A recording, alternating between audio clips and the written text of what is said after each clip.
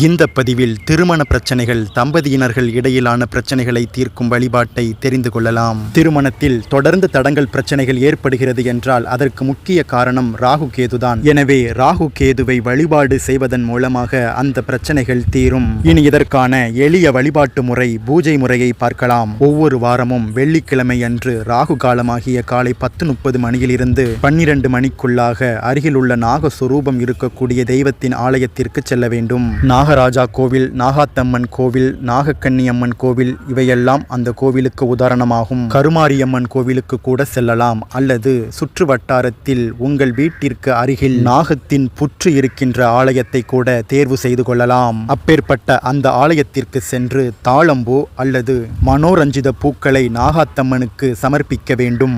புற்றாக இருக்கும் பட்சத்தில் அந்த புற்றின் அடியில் வைத்து வழிபாடு செய்யலாம். இப்படி வைத்து வழிபாடு செய்து முடித்த பிறகு கோவிலை அல்லது அந்த புற்றை 21 முறை வலம் வர வேண்டும். ஒவ்வொரு வாரமும் வெள்ளிக்கிழமையன்று இதை தொடர்ந்து செய்யுங்கள். இவ்வாறு 8 வாரங்கள் வழிபாடு செய்ய வேண்டும். இப்படி செய்வதன் மூலமாக எப்பேற்பட்ட திருமண தடையும் விலகும். கணவன் மனைவிக்குள் இருந்த பிரச்சனைகள் தீர்ந்து சுமூக உறவு நிலைக்கும். தம்பதியினர்களுக்கிடையே நெருக்கம் அதிகரிக்கும். வீடியோ பிடிச்சிருந்தா லைக் பண்ணுங்க, ஷேர் பண்ணுங்க, சப்ஸ்கிரைப் பண்ணுங்க. இந்த தகவலை உங்கள் உறவுகளோடு பகிர்ந்து கொள்ளுங்க.